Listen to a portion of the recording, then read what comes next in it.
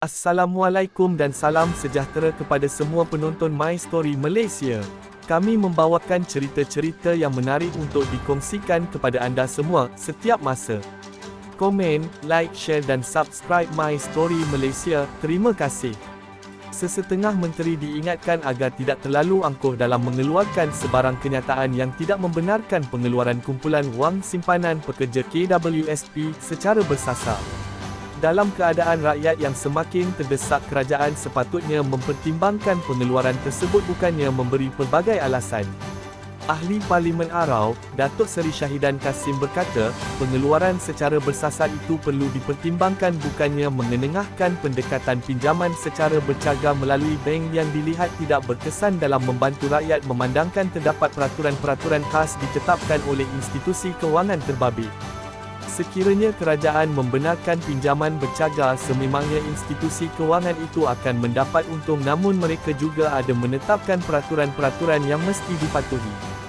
Bagi sahaja pengeluaran KWSP, kerana itu hak rakyat, malah mereka memerlukannya untuk tujuan khusus masing-masing. Menteri-menteri ini jangan jadi angkuh sangat menerusi jawapan-jawapan mereka berhubung perkara itu, katanya ketika ditemui selepas Majlis Moreh Ahli Parlimen Arau di Kubang Gajah, di sini, pada Rabu. Terdahulu, kenyataan Timbalan Menteri Kewangan 1, Datuk Seri Ahmad Maslan yang menyarankan rakyat mencari alternatif lain seperti berniaga daripada membuat pengeluaran KWSP bagi menyelesaikan masalah. Kenyataan itu dibuat Ahmad sekaligus menolak usul pengeluaran KWSP bersasar yang dibahaskan di Dewan Negara. KWSP adalah simpanan hari tua, bukan simpanan hari muda. Ia simpanan untuk masa depan.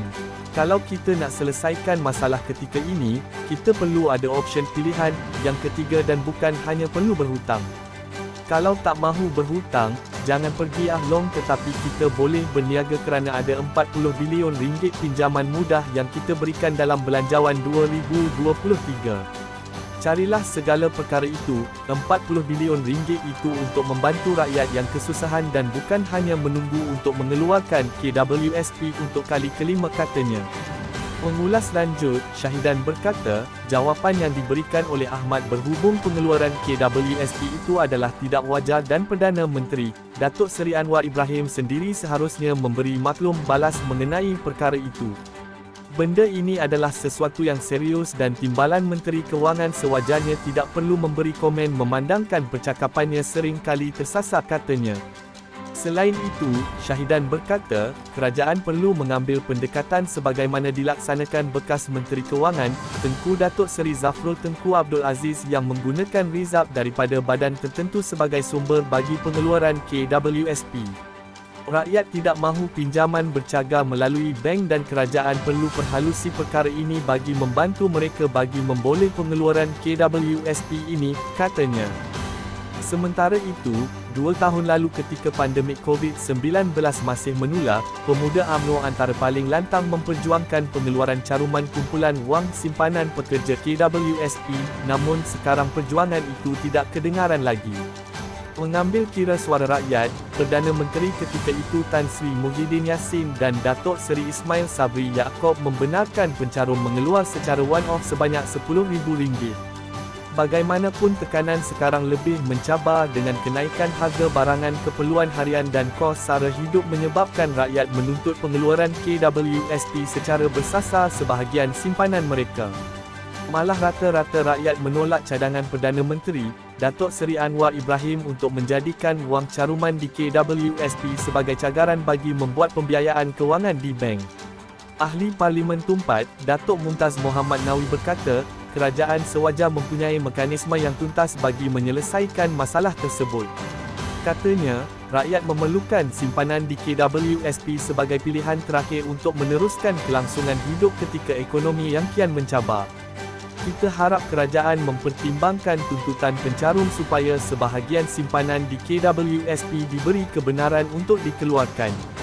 Cuma mekanisme untuk mengawal agar tidak digunakan secara berleluasa itu kena ada, terutamanya rakyat yang benar-benar memerlukan, katanya.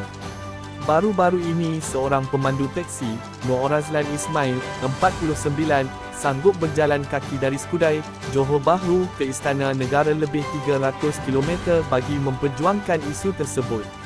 Adun Pasir Tumbuh Abdul Rahman Yunus pula berkata, langkah terbaik menyelesaikan isu tersebut dengan melaksanakan pengeluaran KWSP secara bersasar. Menurutnya juga biarpun KWSP mempunyai hak di bawah Seksyen 51 Akta KWSP 1991, namun kerajaan perlu mempunyai pertimbangan sewajar untuk membantu rakyat. Bertemu lagi di video seterusnya dalam cerita-cerita menarik. Jangan lupa komen, like, share dan subscribe atau langgan YouTube My Story Malaysia. Terima kasih.